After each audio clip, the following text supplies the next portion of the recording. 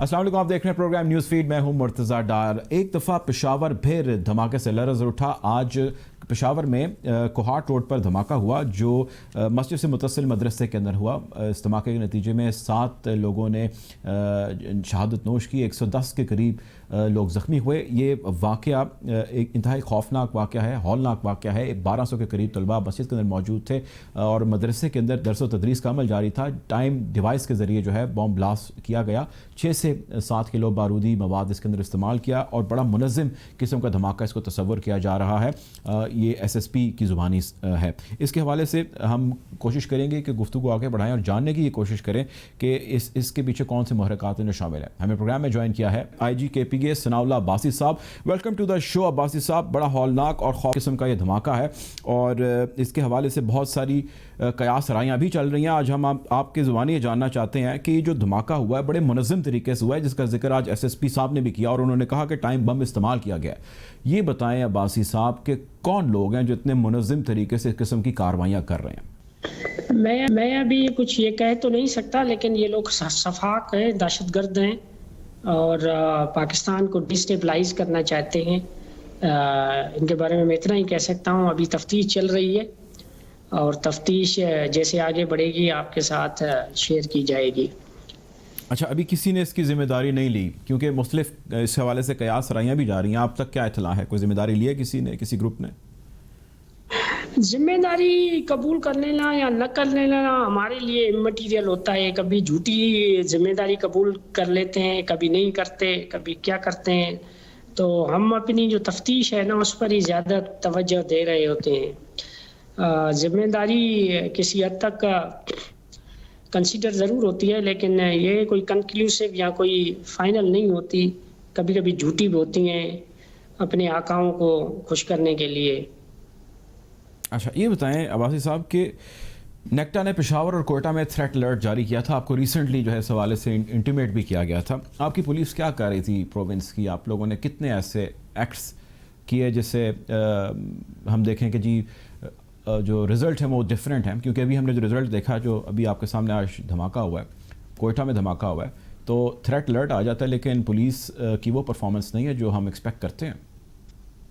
ना, वो आपकी बात सही है, लेकिन धमाका ये तो सिर्फ आज का हुआ है जो लोगों ने देखा है, लेकिन हमने बड़ी अटेम्प्ट्स दुश्मन की फाइल की हैं, बहुत टेररिस्ट गिरफ्तार किए हैं। अभी 3 दिन देर से गिरफ्तार हुए थे टेररिस्ट और बाजोड़ से भी गिरफ्तार हुए हैं। और दूसरी तो दुश्मन की तो बहुत ग्रैंड स्ट्रेटेजी होती है, तो ग्रैंड स्ट्रेटेजीज को हम कोशिश कर रहे हैं कि नाकाम बनाया जा सके, लेकिन वो इस एक घिनाऊ जुर्म में कामयाब हो गया है। लेकिन हमारी कोशिश यही है कि बाकी हमने फाइल किए हैं, ये वाक़या हुआ है, इनके किरदारों को कैफरे किरदार तक पहुंचाया जाएगा इंशाल्लाह। आपके अभी तक तहकीकात कहाँ तक पहुँची हैं? ये सारा वाक़या आप हमें ज़रा बता दें, क्योंकि SSP साहब ने कहा कि ये टाइम बॉम्ब है, 5 से 6 किलो का बैग था, वो अंदर लेके आए, उसने रखा, उसके बाद एक डिवाइस के ज़रिए उसको उड़ा दिया गया। CCTV कैमरे हैं वहाँ पे, बहुत सारे आपके पास जियो फेंसिंग आप कर सकते हैं, आपके पास बहुत सारी टेक्नोलॉजी है जिसके ज़रिए अब जिद्दत आ चुकी है। पुलिस रिफॉर्म से बड़ा काम हुआ है KPK के अंदर। ये बताइए कि जो इन्वेस्टिगेशन है, इस बंदे को पकड़े जाना है, ये एक तो वाक़या इतने गुंजान आबाद शहर में हुआ कैसे, और अभी तक इसके तांते बांधे जहाँ पे एक्सपेक्टेड हो सकते हैं उसमें कहाँ तक पेशरफ्त हुई है? कुछ लोग जानना चाहते हैं। बड़ा एक्सान है, बड़ा लॉस है आज। ना, आपकी बात सही है, लेकिन इतनी जल्दी से मैं शेयर नहीं कर सकता इतनी सारी चीज़ें, बिकॉज अगर मैं अभी शेयर करूं, कोई बात कह दूं, तो वो प्री मैच्योर हो जाएगी और प्री जज भी हो जाएगी। इसना मैं कंफर्म कर सकता हूं कि ये एक एक्सप्लोसिव था जो BD ने रिपोर्ट दी है, 5 से 6 किलोग्राम था और वो वहाँ पे एक्सप्लोड हुआ है और कैजुअल्टीज हुई हैं 7 जो एज रिपोर्टेड एज टुडे। और इतना ही मैं कंफर्म कर सकता हूँ। बाकी जितनी भी आपने बातें की, इस फॉरेंसिक एविडेंस की हम तफ्तीश कर रहे हैं। एक चीज़ है जो हम पर बड़ी हम वसूख से कह सकते हैं, वो यही है कि जितने वाक़यात हुए हैं वो सारे ट्रेस हुए हैं, KP पुलिस ने किए हैं और इंशाल्लाह ये भी करेगी और इन किरदारों को कैफरे किरदार तक पहुँचाया जाएगा। اچھا ثناء اللہ صاحب، یہ بتائیے گا کہ آپ نے بات جوڑ اور دیر کا ذکر کیا. پچھلے کچھ عرصے کے اندر آپ نے دیکھا، یقیناً ہم نے بھی دیکھا، رپورٹ بھی کیا، بات جوڑ اور دیر کے اندر کچھ ڈسٹربنس نظر آ رہی ہے. ایسے واقعات رونما ہو رہے ہیں جو اس چیز کی انڈیکیشن کر رہے ہیں کہ جس چیز پر کنٹرول حکومت نے، ہماری فوج نے کر رکھا تھا، اس میں کچھ حد تک پینیٹریشن ہے. کیا یہ پینیٹریشن قبائلی علاقوں کے ضم ہو جانے کے بعد زیادہ ہو رہی ہے؟ یہ اس کی کوئی وجہ ہے، یا اس کے اوپر کوئی ہماری گرفت لوز ہو رہی ہے، یا جو دہشت گرد ہیں یا جو ایسے منظم گروہ ہیں وہ زیادہ سٹرونگ ہو رہے ہیں، پولیس کا ہولڈ کمزور ہو رہا ہے، ہو کیا رہا ہے؟ کیونکہ یہ کنٹینیوسلی جو ہے وہ پاکٹس کے اندر، بٹس اینڈ پارٹس کے اندر ایسے واقعات ہو رہے ہیں اور معاملات گڑبڑ کی طرف جا رہے ہیں. کوئی طالبان کے کوئی ایسے گروپس تو نہیں ہیں جو یہاں پہ واپس سٹرونگ ہو رہے ہیں؟ کوئی طالبان انفلوئنس واپس تو نہیں یہاں پہ سٹرونگ ہو رہا چارسدہ یا اس کے متحصل اور علاقوں میں؟ باجوڑ بھی ہے بڑا اہم. میں صرف یہ جتنی آپ نے ڈائنامکس بتائیں، یہ ڈائنامکس ہیں ضرور، لیکن یہ جتنے بھی آپ نے علاقے بتائے وہاں سے گرفتاریاں بھی ہوئی ہیں. لیکن میں اس کا سمپلی ایک جواب دے سکتا ہوں کہ انٹرنیشنل ویریبلس ہمارے ہاتھ میں نہیں ہیں، نیشنل ویریبلس ہمارے ہاتھ میں ہیں. تو what is going on internationally پولیس کی ناٹ کنٹرول اٹ، اور nationally variables we can control and influence the national variables. Sir دیکھیں، جو انٹرنیشنل ویریبلز ہیں، میں آپ کی بات سمجھ رہا ہوں، آپ کا اشارہ کس جانب ہے، لیکن انٹرنیشنل ویریبل کو ہم نے لوکل ایڈمنسٹریشن سے ہی قابو میں کرنا ہے نا، اسی سے کنٹرول کرنا ہے، اور یقیناً آپ اور آپ کے لوگ کوشش کر رہے ہیں، لیکن چیزیں اس طرح نہیں ہیں جس طرح ہم ایکسپیکٹ کر رہے ہیں کہ آج ہونی چاہیے. فیکٹ آف کا معاملہ ہمارے سر پہ ہے، بہت سارے معاملات ہیں جو سر اٹھائے ہیں پاکستان کے اوپر. 2014 میں اے پی ایس کا سانحہ ہوتا ہے، اس کے اندر انٹرنیشنل ہاتھ ملوث ہوتا ہے. بھارت کی ایمبیسی کے اندر ایک شخص رابطے میں ہوتا ہے. نیشنل سیکیورٹی ایڈوائزر نے یہ بات کہی، ڈاکٹر محی یوسف نے میرے پروگرام میں آ کے یہ بات بھی انہوں نے کہی. یہ واقعہ آج پھر ایک تعلیمی مدرسے پہ ہوتا ہے اور وہاں پہ 1200 کے قریب لوگ موجود ہیں. آپ یہ بتائیے کہ آپ اس کو کتنا فیلئر کہتے ہیں؟ چلے مجھے یوں سوال پٹ کرنے دیجیے، پولیس کا کتنا فیلئر ہے؟ آپ کے پاس تو تھریٹ الرٹ موجود تھا. نا، آپ یہ بات صحیح کہہ رہے ہو کہ مطلب اگر واقعہ ہو گیا ہے تو کسی نہ کسی کا فیلئر ہے، اس میں کوئی نہیں کہتا. بتائیے کس کا فیلئر ہے؟ لیکن میں آپ کو بتاؤں، اگر 50 واقعات ہم نے روک لیے ہیں تو یہ کس کی سکسیس ہے؟ تو ایک واقعے میں ہماری فیلئر ضرور ہے، لیکن 50 واقعات میں ہماری سکسیس ہے. تو میں تو اس کو اس طریقے سے دیکھتا ہوں. لیکن میں کہنے میں یہ مطلب ہوں کہ بالکل یہ واقعہ ہوا ہے، we should own the responsibility, بالکل. لیکن جو ہماری کامیابیاں ہیں 50 جو میں نے آپ کو بتائی، اس کو دیکھا ضرور جائے گا اور اس کو ہم دیکھتے ہیں. اور دوسرا یہ کہ یہ جتنی آپ بات کر رہے ہو بالکل صحیح بات ہے. ہم کوشش کر رہے ہیں کہ کوشش تو ہماری یہی ہے کہ اس کو کنگڈم آف گاڈ بنایا جائے، لیکن آپ کا، عوام کا، ساروں کا تعاون کی ضرورت ضرور ہوگی. اچھا یہ بتائیں سر، کتنی سیکیورٹی آپ کی جو پرائیویٹلی لوگوں کو پروٹیکٹ کر رہی ہے پروونس کی؟ ایکچولی تو میرے پاس ادھر فگر نہیں ہے، لیکن ہمارے پاس مدرسے جو ہیں نا وہ 4000 کے قریب ہے اور 30,000 کے قریب مسجدیں ہیں. تو تھریٹ الرٹ یا جو بھی جیسے کہیں تھریٹ پرسیپشن کے مطابق ہم لوگوں کو دیتے ہیں. ابھی ریسنٹلی کوئی تھریٹ آیا تھا انڈیویجولی 2 آدمیوں کا، وہ ہم نے ان کو موبائل بھی دی تھی اور 5-6 گارڈ بھی دیے تھے. تو اتنا ہم کر رہے ہیں. جو بھی اسپیسیفک تھریٹ الرٹ آتا ہے اس کے بارے میں ہم لوگوں کو دیتے ہیں تھریٹ پرسیپشن کے مطابق. اچھا ثناء اللہ صاحب یہ بتائیں کہ یہ جو ضم ہوا ہے قبائلی علاقے پروونس کے اندر، بہت سارے چیزیں ظاہر ہے وہ اپنی جگہ سے ہل گئی ہوں گی. خاصہ دار فورس اور لیویز کی انڈکشن سے سیکیورٹی کے معاملات کتنے بہتر ہوئے ہیں؟ یہ بتائیے، آپ صاحب نظر ہیں. ہاں نا صحیح. ویسے بتاؤں، یہ جو مرجر ہوا ہے نا، آپ ماضی کو دیکھیں، ابھی بھی دیکھ لیں، مرجر کا بہت بڑا فائدہ ہوا ہے. لیویز ٹریننگ ابھی آرمی کے ساتھ اور ہمارے ساتھ کر رہی ہے بیٹھ کے. اچھی فورس بنے گی اور اس سے بہت بڑا فرق پڑے گا. میں یہ تو نہیں کہوں گا، مطلب یہ تو پرزمپشن ہو جائے گی کہ اتنے واقعات ہونے تھے، اتنے واقعات ہو گئے، ہو گیا وہ ہو گیا. لیکن میری اپنی ایکسپیرینس یہی کہتا ہے کہ یہ اچھی فورس ہے, مرجر اچھا ہوا ہے, فینسنگ اچھی ہوئی ہے, فوج نے کیوں کی ہے, لیکن اکا دکا واقعات جو ہو رہے ہیں دو ویری انفارچونیٹ, ہمیں ان کو بھی کنٹرول کرنا چاہیے. لیکن جتنا ٹیررزم ہو سکتا تھا یا دشمن سوچ رہا تھا اتنا نہیں ہو رہا. میں ایز اٹ از ٹوڈے بتا رہا ہوں, کوئی اس سے اختلاف کر سکتا ہے, لیکن میری اسیسمنٹ یہی ہے کہ تھریٹ بہت بڑا تھا, چیلنج بہت بڑی تھی, اور ہم نے اس کو میٹیگیٹ ضرور کیا ہے, آرمی نے یا دوسرے اسٹیک ہولڈروں نے مل کے. ایک سر مختصر میں جواب آپ سے چاہوں گا, آخری سوال میرا یہ ہے, اس میں آپ نے انٹرنیشنل ہاتھ ملوث ہونے کا ذکر کیا, آپ کو اس کے تانتے باندھتے افغانستان کی سائڈ سے لگتے ہیں یا بھارت کی سائڈ سے؟ ہم جو بندے گرفتار کرتے ہیں نا ملزمان, ان سے ہی تفتیش ہوتی ہے. تو یہ جو میں افغانستان کی, تو یہ لوگ افغانستان سے آتے ہیں, اس میں کوئی شک و شبہ ہے ہی نہیں. وہاں پہ کیا ہو رہا ہے اور ان کی مدد کون کر رہا ہے, ان کو کون ٹرین کر رہا ہے, ناموں کا تو ڈفرنس ہو سکتا ہے, لیکن یہ انٹرنیشنلی یہ جو چل رہی ہیں ویریبلس بتائے وہ ہیں ضرور.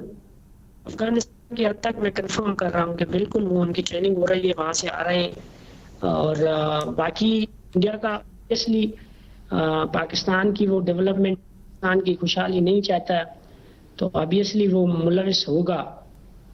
ٹھیک ہے جی, بہت شکریہ جی. ہمارے ساتھ آئی جی کے پی ثناء اللہ عباسی صاحب موجود تھے. آپ کے وقت کا انتہائی افسوسناک واقعہ آج پشاور میں ہوا, جہاں کوہاٹ روڈ پر مسجد سے متصل ایک مدرسے کے اندر جو ہے دھماکہ ہوا. اس دھماکے کے نتیجے میں 7 لوگوں نے شہادت حاصل کی اور 110 سے زائد لوگ زخمی ہوئے. پروگرام میں وقت ہوا چاہتا ہے ایک بریک کا, بریک کی جانے پڑتے ہیں.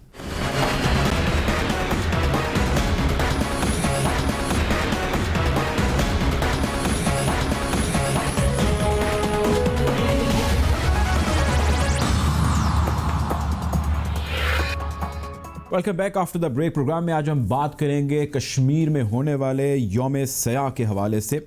یوم یکجہتی کشمیر کا نام بھی آج کے اس دن کو دیتے ہیں. یہ وہ دن تھا جب کشمیر پر بھارتی فوج آئی اور اس نے آج اتنے برس, اتنی دہائیاں گزر جانے کے بعد اپنا جو پریزنس ہے اس کو کشمیر میں رکھا. ظلم, جبر, بربریت کا بازار گرم ہے. کشمیری کئی دہائیوں سے دہائیاں دے رہے ہیں کہ کوئی ان کی فریاد سنے, کوئی ان کا مسئلہ سنے. کشمیریوں پہ جو ظلم اور جبر کے پہاڑ ہر گزرتے دن کے ساتھ بھارتی گراتے چلے جا رہے ہیں, وہ کسی سے ڈھکے چھپے نہیں ہیں. یونائٹڈ نیشن کی اس کے حوالے سے بہت ساری آبزرویشنز موجود ہیں, بہت سارے ایسے ادارے ہیں, بہت سارے ایسے انسٹیٹیوشنز ہیں, انڈیپینڈنٹ انسٹیٹیوشنز ہیں جن کی بہت ساری آبزرویشنز موجود ہیں, واچ ڈاگز ایسے ہیں جن کی بہت ساری آبزرویشنز موجود ہیں. لیکن اس کے باوجود بھارت اور بھارتی سرکار کی جو ہٹ دھرمی ہے وہ جوں کی توں قائم ہے. پاکستان نے اس حوالے سے, وزیر اعظم عمران خان نے بھی اس حوالے سے کئی مرتبہ آواز بلند کی. عالمی برادری کو اس حوالے سے انٹروین کرنے کا کہا گیا. یونائٹڈ نیشن کے اندر ایک دھواں دھار قسم کی انہوں نے تقریر کی. پاکستان کے نیشنل سیکیورٹی ایڈوائزر نے اس کے حوالے سے ایک آفر دی کہ ہم کسی بھی صورت میں پروسیس کو آگے ہم بڑھا سکتے ہیں اگر بھارت اس کو کسی بھی طرح آگے بڑھا کر لے کر چلنا چاہے. لیکن حالات ہیں کہ کنٹرول میں نہیں آ رہے. صورتحال کس جانب بڑھ رہی ہے, اس حوالے سے ہم جاننے کی کوشش کریں گے. ہمیں پروگرام میں جوائن کیا ہے گوہر گیلانی صاحب نے, سینئر اینالسٹ ہیں, سری نگر میں اس وقت موجود ہیں. ان کے ساتھ جنرل غلام مصطفیٰ ریٹائرڈ, انہوں نے ہمیں جوائن کیا ہے, سینئر اینالسٹ ہیں اور ایک لمبے عرصے سے سارے معاملات کو اور اسپیشلی جو انڈین آرمی سے ریلیٹڈ معاملات ہیں اس کو بڑی گہری نظر رکھتے ہیں اور اس کو سمجھتے ہیں اور اس کو جانتے ہیں. ویلکم ٹو دا شو سر. گفتگو کا آغاز میں آپ سے کروں گا. گوہر گیلانی صاحب, آپ سری نگر میں موجود ہیں, یہ بتائیے گا کہ اتنی دہائیاں سر گزر گئیں, اتنے حالات خراب ہو گئے اور دن بدن ہوتے چلے جا رہے ہیں. یہ بھی میرے لیے مشکل ہے کہ میں آپ سے سوال کہاں سے شروع کروں, اس کا سٹارٹ اس کانورسیشن کا کہاں سے کروں. مجھے آپ یہ بتائیں کہ آپ نے ان میں سے بہت سال ہیں جو آپ نے بھی وہاں پر دیکھے, آپ کیسے پٹ اپ کرتے ہیں ساری صورتحال کو؟ دیکھیے مرتضی صاحب, سب سے پہلے تو بہت شکریہ کہ آپ نے مجھے اس پروگرام میں دعوت دی. اور جو آپ نے سوال پوچھا, میں اس سے پہلے یہ کہوں گا کہ جو آج میں سارے سوشل میڈیا پہ, ٹویٹر پہ, فیس بک پہ اور جہاں بھی میں کشمیریوں کے جو پوسٹ پڑھ رہا تھا, اس سے مجھے یہی تاثر ملا جو میں نے بعد میں لکھا بھی, کہ ہر ایک کشمیری جو کشمیر وادی میں ہے, چناب وادی میں ہے, پیر پنچال میں ہے, ایون کرگل میں ہے, وہ اپنے آپ کو ایک قیدی तसव्वुर करता है और एक जेल मैनुअल फॉलो करता है। आप मेरी बात को समझने की कोशिश कीजिए कि हर एक कश्मीरी जो है वो खुद को एक प्रिजनर समझता है और पूरे कश्मीर को वो प्रिजन एक कैद खाना समझ के और उसी कैद खाने को फॉलो करता है। जैसे आप अभी अपने एक आज़ाद मुल्क में हैं और आप एक आज़ाद राय रखने का हक रखते हैं, यहाँ ना तो आज़ादी इजहार है और ना ही आज़ादी इजहार के बाद कोई ज़मानत है कि आप किस तरह आपके साथ कैसा बर्ताव किया जाएगा। पहली बात ये, और आज ही ये वो दिन है कि जब ministry of home affairs India ने नए कवानीन 11 कवानीन ऐसे मुतारिफ कराएं जिनमें अब किसी भी भारतीय शहरी को डोमिसाइल सर्टिफिकेट या जो पीआरसी होती थी, जो पुश्तैनी बाशिंदे थे कश्मीर के, कि पहले कोई भी गैर कश्मीरी यहाँ ज़मीन नहीं ख़रीद सकता। अब उनने वो सारे कवानीन उनमें रद्दोबदल करके अब कोई भी भारतीय शहरी बिहार से, मध्य प्रदेश से, वेस्ट बंगाल से आके कश्मीर में ज़मीन खरीद सकता है, जिसको सारे कश्मीरी अब लैंड ग्रैब बता रहे हैं कि ये बहुत ही बड़ा एक लैंड ग्रैब है। और उसके बाद जो गुज़श्ता अगस्त से जो 15 महीनों से जो लगातार एक असॉल्ट है मल्टीपल फ्रंट्स पे, वो जारी व सारी है। पहले ही आपको बताने की ज़रूरत नहीं है कि तकरीबन 8,000 लोगों को गिरफ्तार किया गया। और जो सबसे बड़ा इस वक्त हमें मसला है वो ये है कि जो लीडरशिप की एब्डिकेशन है, किसी भी ख़ीमे की लीडरशिप हो, चाहे वो भारत नवाज जो यहाँ भारत के आईन में ही मसले का हल देखते थे, या जो भारत मुखालिफ ताकतें थीं प्रो आज़ादी या प्रो पाकिस्तान, वो सारे उनका कहीं एड्रेस ही नहीं है। मैं आपको बिल्कुल, मतलब आप इसे गुस्सा ना समझिए, मैं एक बिल्कुल एक गैर जानिबदार एक एनालिस्ट की तरह आपको बता रहा हूँ कि उनका किसी भी 15 महीनों से किसी का एड्रेस नहीं पता लोगों को, वो कहाँ पे है, ये लीडरशिप कहाँ, एक जैसे कि लगता है एक पूरा जो ये स्ट्रक्चर था ये एक रूमर था। और जहाँ तक रही बात कि पाकिस्तान या कोई टर्की या मलेशिया, दूसरे ममालिक जो इस मसले को बैनुल-अक़वामी दरवाज़ों पे लेके जाते हैं, देखिए जो कश्मीर में जो ग्राउंड फैक्ट्स हैं, जिस तेज़ी से वो बदलते जा रहे हैं, यहाँ के लैंड कवानीन हो, यहाँ की डोमिसाइल हो, यहाँ के बाकी जितने कवानीन हैं, जो डेमोग्राफिक कैरेक्टर को तब्दील करने की बातें हैं और जो कवानीन उसके लिए लाए गए हैं, तो उसमें या ना तो मजमून निगारी से काम होगा कि आप किसी अच्छे अखबार में, न्यूयॉर्क टाइम्स में आर्टिकल लिखें, उससे कुछ नहीं होगा। आप कितनी ही अच्छी ट्वीट्स लिखें, उससे कुछ नहीं होगा। कितनी ही अच्छी तकारीर करें, उससे कुछ नहीं होगा। ऐसा नहीं है कि कोई बैनुल-अक़वामी बिरादरी जो है वो कश्मीर मसले से अवेयर नहीं है, उनकी आगाही नहीं है, ऐसा नहीं है। तो ये एक ऐसी, यहाँ जो एनालिस्ट वो समझते हैं कि गुज़श्ता 5,000 साल में ऐसा एग्जिस्टेंशियल क्राइसिस और सर्वाइवल का जो बैटल है वो कभी कश्मीरियों ने फेस नहीं किया है। This is the crux of it जो मैं आपको बताना चाह रहा हूँ। ठीक है, मेरे साथ आप रहिएगा लाइन पे। जनरल साहब, मैं आपकी तरफ आता हूँ। गौहर साहब कहते हैं कि मजमून निगारी से, लिखने पढ़ने से अब ये मामलात हल नहीं होने। आपने बड़े अरसे सर इन चीज़ों को बड़ी करीब से देखा है। जनरल साहब, ये हमें बताएं, अगर वो ये बैठ के डायलॉग करने से या लिखने से इन मामलात का हल नहीं है, तो क्या इसका कोई अस्करी हल, कोई सोल्यूशन हमारे पास मौजूद है?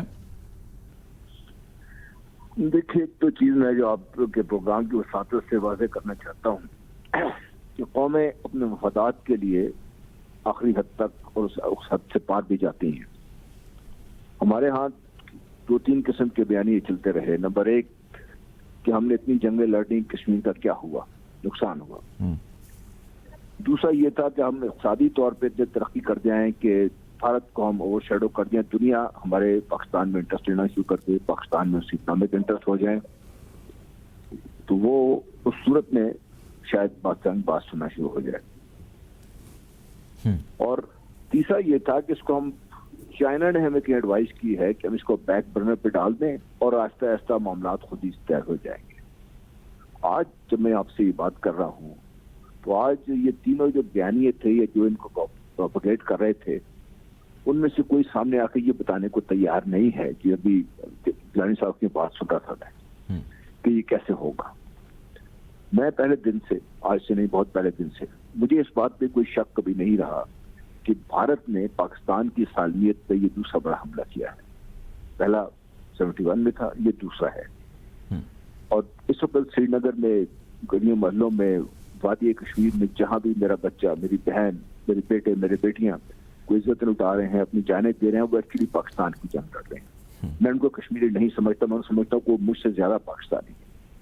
और मैं ये बात भी कहता रहा हूँ, अगर खुदा न खास्ता वो ये जंग हार गए میں پھر بار یہ کہہ رہا ہوں, اللہ کا میری زبان یہ میرے کو غلط ثابت ہو, اگر وہ خدا نخواستہ یہ جنگ ہار گئے, وہ جو بڑی اس طریقے سے وہ لڑ رہے ہیں, حیران کن چیز ہے, 15 مہینے سے نہیں, وہ گزشتہ کئی سالوں سے ایک بہت بڑی جیل میں ہے, اور 15 مہینے سے تو انہوں نے تقریباً 9 لاکھ انڈین فورسز کو قید کر رکھا ہے. یہ وہ لوگ ہیں, اگر خدا نخواستہ وہ ہار گئے یا دل چھوڑ گئے, تو مجھے اس میں کوئی شک نہیں ہے کہ اگلا اسٹیج جو ہوگا وہ گلگت بلتستان, آزاد جموں کشمیر اور پاکستان میں ہوگا. Having said that, اچھا جی پلیز آپ کنٹینیو کریں. میرا اسی سے ویسے ریلیٹڈ کوشچن ہے, میں اگر ایڈ کرنے کی آپ مجھے اجازت دیں. اس سپریشن کا, اس اگریشن کا, انتہا پسندی کا, اگر ہم کہیں جی ہم بھارت کی سائڈ پہ جا کے سوچتے ہیں کہ جی ہمیں بڑا فائدہ ہو رہا ہے, تو آپ کچھ کوئی فائدہ نکال سکتے ہیں کہ بھارت کو جی اس کا یہ فائدہ ہو رہا ہے اس ساری انتہا پسندی کا؟ دیکھیے, بھارت کی سوچ ڈفرینٹ ہے, ہماری سوچ از ویری پیسیفک, ہم پیسیفک چل رہے ہیں, پیسیفزم میں چل رہے ہیں. بھارت کی سوچ بڑی کلیئر ہے. ان کو ایک لیول پہ جب وہ کام کر رہے ہیں, ان کے مقاصد آج سے نہیں پچھلے 70 سال سے کلیئر ہیں, اور وہ مقاصد کے حصول کے لیے اپنے چاہ رہے ہیں. اس کو فائدے نقصان کی بات اس وقت ہوتی ہے جب آپ جمع تفریق پہ تجارت کی بات کرنا شروع کر دیتے ہیں. وہ لوگ اس سے بہت آگے نکل چکے ہوئے ہیں, ان کو بڑے کلیئر ہیں ان کے ذہن میں کہ جس طرح ہم یہ کہتے ہیں کہ کشمیر میں حق خود ارادیت ہونی چاہیے, کیونکہ یہ کشمیر ایکچولی پاکستان کا تھا اور پاکستان کی تکمیل کا ایک ایجنڈا میں یہ شامل تھا.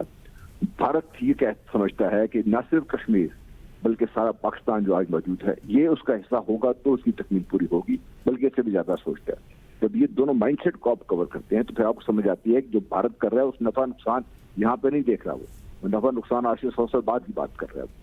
ہماری سوچ میں اس کی سوچ میں یہ فرق ہے. وہ اپنے مقصد کے حصول کے لیے آخری حد سے پار جا رہا ہے. کشمیری اپنی جان دے سکتے ہیں, وہ دے رہے ہیں. یو این یا انٹرنیشنل کمیونٹی کچھ نہیں کرنا, وہ کچھ نہیں کر رہی ہے. پاکستان جو ان کا سب سے بڑا وکیل ہے, جو پاکستان کی اپنی حاکمیت کا یہ جو سمجھتا ہوں, اگر پاکستان اس بات کو نہیں سمجھے گا اور اس کے لیے ہر وہ چیز, ہر وہ حربہ استعمال نہیں کرے گا, diplomatic, economic, whatever you can think of and beyond that, تو پھر پاکستان اپنے لیے مصیبت خریدا ہے.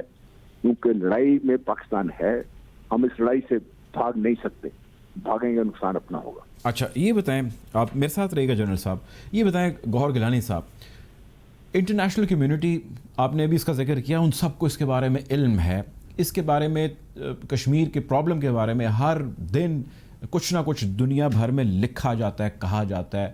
یونائٹڈ نیشن کی اس کے حوالے سے ریزولوشن موجود ہیں. یعنی کہ کوئی ایسا عذر, کوئی ایسی وجہ نہیں ہے کہ انٹرنیشنل کمیونٹی کو ہم کہیں کہ جی کلیئر میسیج نہیں جا سکا about Kashmir. Every one knows about it.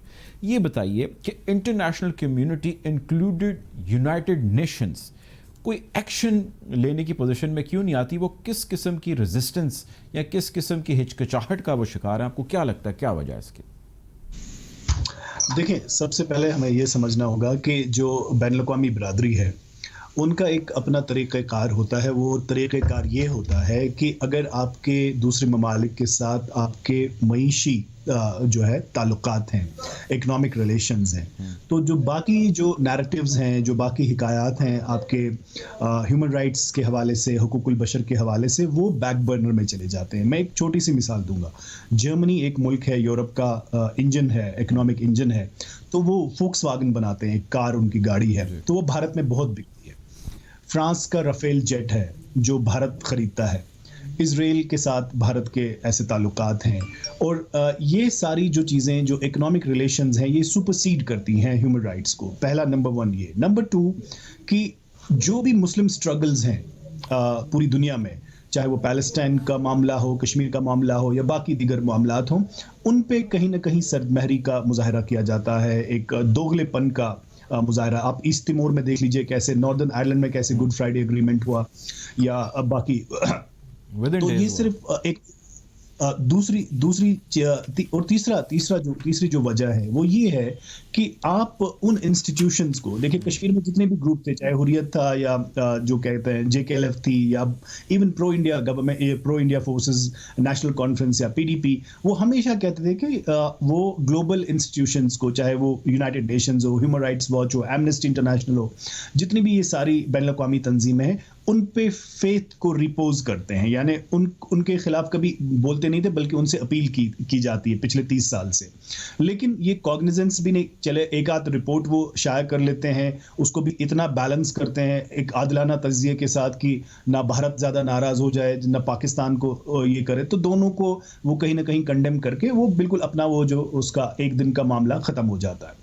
لیکن جو میں آپ کو یہ کہہ رہا ہوں کہ میں بھی یہاں, میں نے بہت سال گزارے ہیں, میں یورپ میں بھی رہا ہوں, اس وقت جو مجھے لگتا ہے نا, مجھے لگتا ہے کہ ہم اتنی ویک وکٹ پہ کبھی نہیں تھے ایز کشمیریز, اور مجھے لگتا ہے کہ انڈیا کو اس چیز کا بالکل اندازہ ہے کہ پاکستان بھی اس وقت اکنامکلی ویک پوزیشن پہ ہے, پاکستان بھی گلوبل سٹیج پہ, آپ FATF کا معاملہ دیکھ لیجئے, ایون سعودی عربیہ, UAE, بنگلہ دیش جیسے ممالک نے آپ کے خلاف جو ہے آپ کو سپورٹ نہیں کیا, تو آپ پھر بولتے ہیں ڈپلومیٹک وکٹریز کی بات کرتے ہیں, ملیشیا, ٹرکی اور چائنا کے بغیر تو اس کی تردید کر دی ہے, یہ آفیشیل سٹیٹمنٹ صرف ان کی بتا رہا ہوں. نہیں ٹھیک ہے, میں آپ کو یہ بتا رہا ہوں, دیکھیے سعودی عربیہ کی آج کی بات نہیں, 1962 میں بتا رہا ہوں, آپ کرسٹوف جیفلوٹ کی کتاب پڑھ لیجئے, 1962 میں Saudi Arabia has voted against Pakistan on Kashmir, so it's not nothing new. تو یہ ساری چیزیں آپ ملیشیا, ٹرکی کو لے کے یا چائنا کو لے کے, پوری دنیا, وہ 3 ممالک پوری دنیا نہیں ہے. تو میں یہ کہہ رہا ہوں کہ یہ جو معاملات ہیں لکھنے پڑھنے کے, مضمون نگاری کے, ٹویٹس کے, رینٹس کے, یہ ان کو فرق نہیں پڑتا. ان کو لگتا ہے کہ یہ ساؤتھ ایشیا میں ایک بہت بڑا پاور ہے, اور اپنی ہیجمونک پریزنس کو دکھانے کے لیے, اور کہ ہو از دا باس ان دا ریجن. تو جیسے کہ ابھی میرے سے پہلے اسپیکر نے بتایا تھا کہ ان کے ڈیزائنز یہاں تک نہیں ہے, بلکہ یہ تو آج تو بھارت کے وفاقی وزیر نے یہ تک کہہ دیا کہ معاملہ تو صرف معاملہ کشمیر کا معاملہ تو ہے ہی نہیں, اصل مسئلہ تو جو وہ کہتے ہیں POK, یعنی پاکستان کو, جو جس کو پاکستان آزاد کشمیر, وہ کہتے ہیں اصل تو وہ ہے, اصل مسئلہ تو وہ ہے, ہمیں تو وہ تو ہمارا لینڈ ہے, اور وہ دکھا رہے ہیں کہ اپنے نقشے پہ وہ ان کا لینڈ ہے. تو اتنی ان کی جو ہے نا وہ اتنا کریج ہے اس میں کہ وہ آج کل دوسری چیزوں کی باتیں کر رہے ہیں, بلوچستان کی بات کر رہے ہیں, گلگت بلتستان کی بات کر رہے ہیں. تو یہ کس کا فیلئر ہے؟ میں آپ کو یہ سوال, یا آپ کے جتنے بھی لوگ ہیں وہاں, ان سے کرنا چاہتا ہوں کہ یہ 30 سال کے بعد اگر یہ صورتحال ہے تو کس کا فیلئر ہے؟ ٹھیک ہے, میرے ساتھ رہیے گور صاحب. جنرل صاحب, یہ فیلئر کس کا ہے؟ گور صاحب نے بڑے ویلڈ کوشچنز اٹھائے ہیں, کس کا فیلئر لگتا ہے آپ کو؟ یہ فیلئر میرا ہے, پاکستان کا ہے فیلئر, کیونکہ پاکستان نے اپنا نیشنل نیریٹو صحیح نہیں کیا ابھی تک. پاکستان نے دنیا کو ابھی تک یہ نہیں سمجھا سکا کہ ریکارڈلیس کوئی ہے کوئی نہیں ہے پاکستان کے ساتھ. پاکستان خود تو اپنے ساتھ ہے نا, پاکستان اپنے مقصد کے حصول کے لیے کس حد تک مضبوطی سے کھڑا ہے, یقین مانیے. دنیا دیکھی ہے, ملے ہیں لوگوں سے, تھوڑا بہت اندازہ ہے کیسے. جس دن دنیا کوئی بات سمجھ آ گئی کہ پاکستان جو کہہ رہا ہے اٹ مینز اٹ, یعنی کہ ہم اپنے مفادات کے حصول کے لیے آخری حد تک جائیں گے, اور اگر ضرورت پڑی تو حد کے پار بھی, جس دن دنیا کو یہ سمجھ آ گئی تو اس دن دنیا پاکستان کی بات سنے گا. پاکستان کمزور پاکستان نہیں ہے, پاکستان اندر سے کمزور ہے. ہمارا یہ کمزور ان آر ہیڈ ہے, ہم اپنے خوف کے خود کہتے ہیں یہ کہ یہ نہیں ہو جائے گا, وہ نہیں ہو جائے گا, کیا ہو جائے گا. یہ مجھے آج تک سمجھ نہیں آ سکی کہ ہم کر کیا رہے ہیں اور کہاں جا رہے ہیں. We have to get that right. When we get that right, آپ کو دیکھے گا کہ آپ دیکھ نہیں رہے کسی سے پاکستان کے عمومی طور پہ کیسے ہم بات چیت کر رہے ہیں. ہمارا تو ڈسکورس میں یہ چیز ہے ہی نہیں کہ پاکستان کی سالمیت کو خطرہ ہے, تو کتنا بڑا خطرہ ہے, اور اس خطرے کو it's not real and very present. I hope I'm wrong, لیکن this is what I think. اچھا سر, یہ بتائیں جنرل صاحب کہ ابھی گوہر صاحب نے بھی بات کی, اور اس کی بڑی باز گشت ہے کہ جی اکنامک بینیفٹس ہیں جس کی وجہ سے انڈیا جو ہے وہ اس قسم کی دھونس جمائے بیٹھا, اور اس میں ساری ایک انٹرنیشنل چین ہے جو شامل ہے. انڈیا کو اس کے ساتھ ساتھ بڑی زبردست قسم کی ایک آئسولیشن کا سامنا ہے, اور یہ دنیا اس نیریٹو کو بلڈ کر چکی ہے. اس کے حوالے سے فائنینشیل پالیسی کی ایک رپورٹ بھی آئی, اس میگزین میں لکھا اس جرنلسٹ نے, ہم نے اس کو اپنے پروگرام میں لیا, اور اس نے یہ کہا کہ جی انڈیا کی جانب سے بہت ساری ایسی حرکات و سکنات کی جا رہی ہیں, داعش کو فنڈنگ کی جا رہی ہے. سو اوور آل انڈیا کی جو دنیا کے اندر ایک شناخت اسپیشلی مودی رجیم میں وہ ایک انتہا پسند ملک کے طور پہ ہو رہی ہے. تو اس کو کیا وہ ملوث خاطر نہیں رکھتے, یا صرف وہ اکنامک بینیفٹس ہیں جس کو دیکھتے ہیں, وہ کہتے ہیں جی ہم سوشلی کوئی آئسولیٹ نہیں ہو رہے, یہ ایک غلط چیز ہے, اس کی کوئی حقیقت سے تعلق نہیں ہے. دنیا کو اس چیز سے کوئی فرق نہیں پڑتا, بھارت کو بھی اس چیز سے کوئی فرق نہیں پڑتا. یہی میں بار بار کہنے کی کوشش کر رہا ہوں کہ بھارت اپنا نفع نقصان اس میں نہیں دیکھ رہا, بھارت اپنا نفع نقصان اگلے 100 سال کے بعد دیکھ رہا ہے. اور اس کو جب یہ اخباروں میں آتا ہے یہ لوگ باتیں کرتے ہیں, اٹ میکس نو ڈفرنس. آج یہ بتائیے کسی نے بھارت کے اوپر سینکشن لگانے کی بات کی ہے, کسی نے بھارت کو ٹیررسٹ کنٹری ڈکلیئر کرنے کی بات کی ہے, کسی نے جو ٹیررسٹ ڈکلیئر ہوئے ان کو مانگا ہے ان سے؟ حد ہو گئی. ہم تو یہ بات سمجھ نہیں رہے. ہم ذرا سی کوئی آرٹیکل آ جائے تو ہم خوش ہو جاتے ہیں. It makes no difference, it means nothing. ٹھیک ہے جی, بہت شکریہ سر, آپ کا پوائنٹ آ گیا. ہمارے ساتھ پروگرام میں موجود تھے جنرل غلام مصطفیٰ صاحب, ان کے ساتھ گوہر گیلانی صاحب موجود تھے, سری نگر سے انہوں نے ہمیں جوائن کیا تھا. گفتگو کو مزید آگے بڑھائیں گے, ابھی وقت ہو جاتا ہے ایک بریک کا, بریک کی جانے پڑتے ہیں.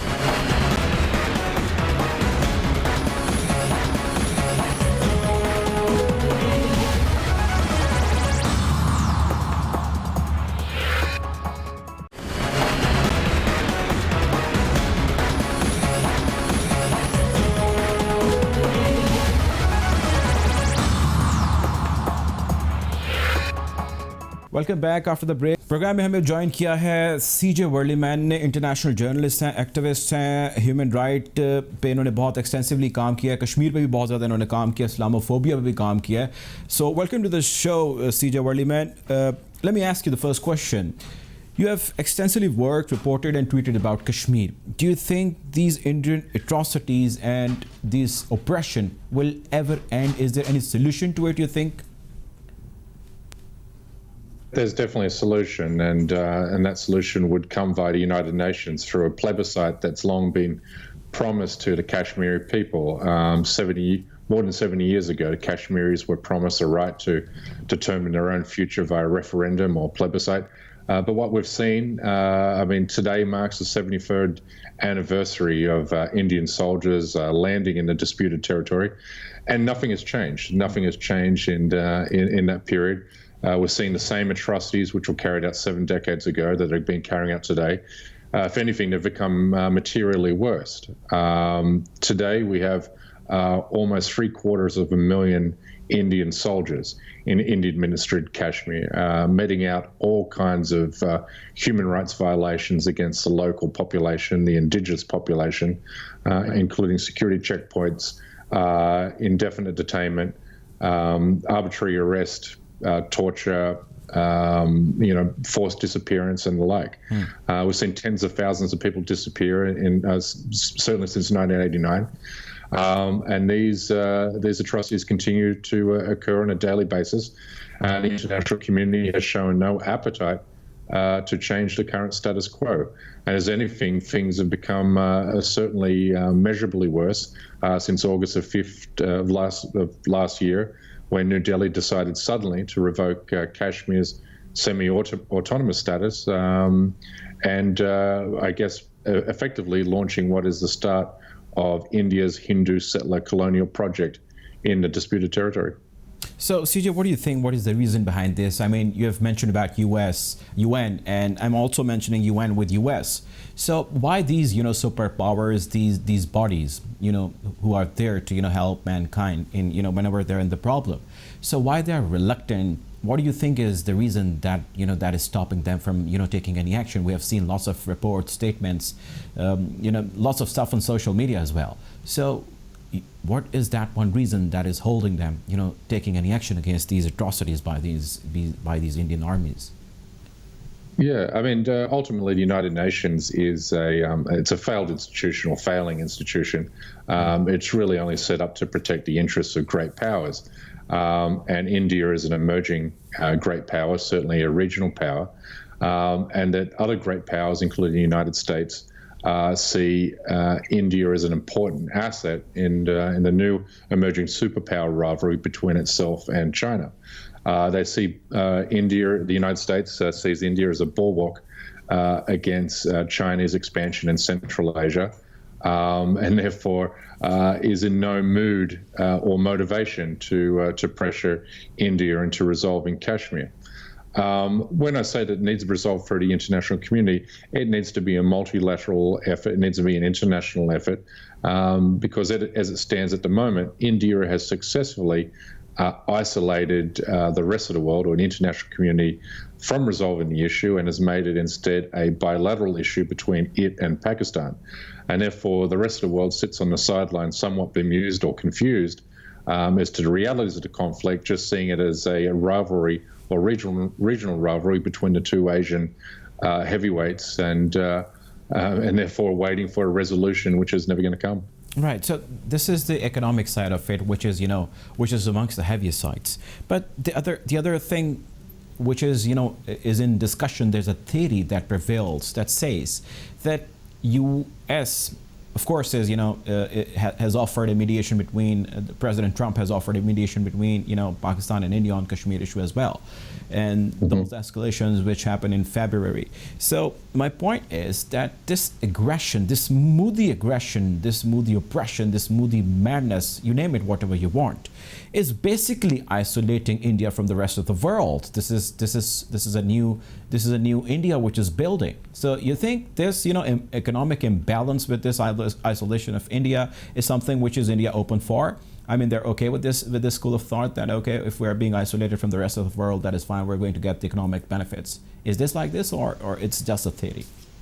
Yeah, I'm sure that New Delhi believes that, or fears that, it may have overreached in abrogating Article 370 of the Constitution as it relates to Kashmir, because in doing so, India has successfully done what human rights activists and Kashmiri activists have failed to do for the last 3 decades, and that's to put Kashmir in the international spotlight.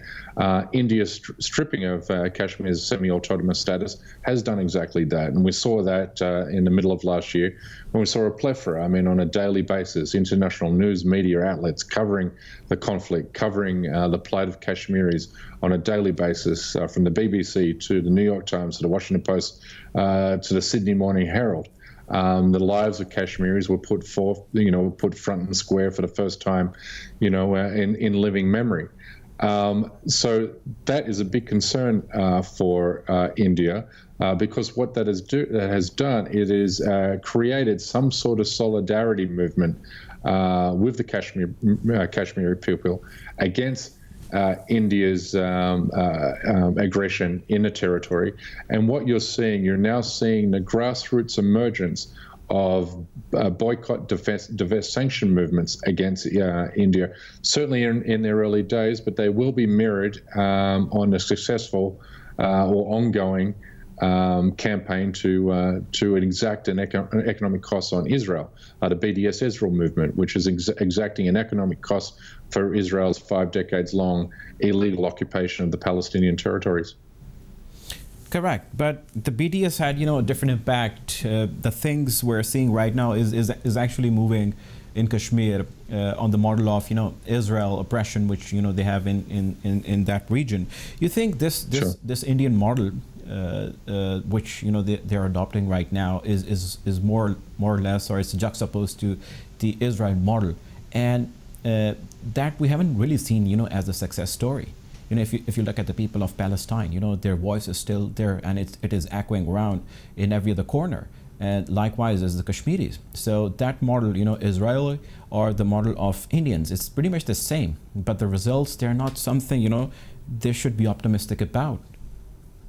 Well, certainly I would give the BDS Israel movement a little bit more time. We are seeing a change of public opinion in the United States and Europe. In fact, most of the governments in Europe are now are staunchly opposed to Israel's illegal settlement enterprise in the Palestinian territories.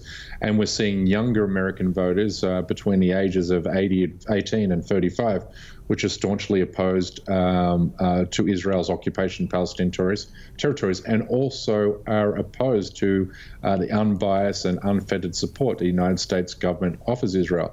So we're seeing a change in the guard in U.S. politics, and the BDS Israel campaign has a lot to be credited for in that regards.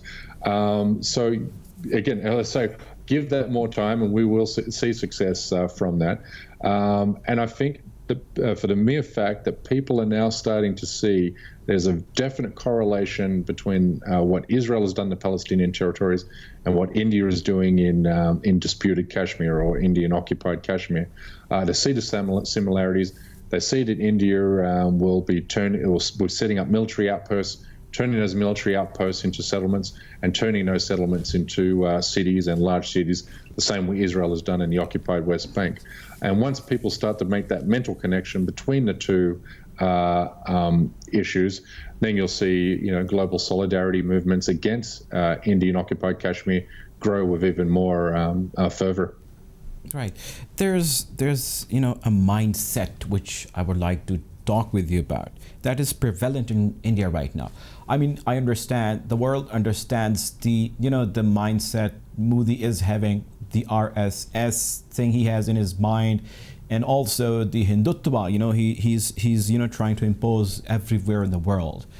But that is, eventually dwelling down to the people. I mean, I was just looking around the Twitter today. There's a blast in Pakistan, city Peshawar, and there are almost 7 kids who have lost their life in that blast. And I've seen, lots of Indians, some of the senior officials, they're having fun about it. They're happy about it.